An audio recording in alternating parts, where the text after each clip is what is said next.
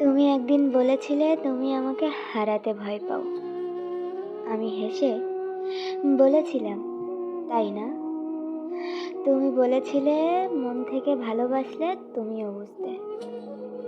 আরও বলেছিলে ঝগড়া হোক আমাদের, কিন্তু বিচ্ছেদ নয়। এই বিচ্ছেদ শব্দটা যেন আমাদের মাঝে কখনো না আসে।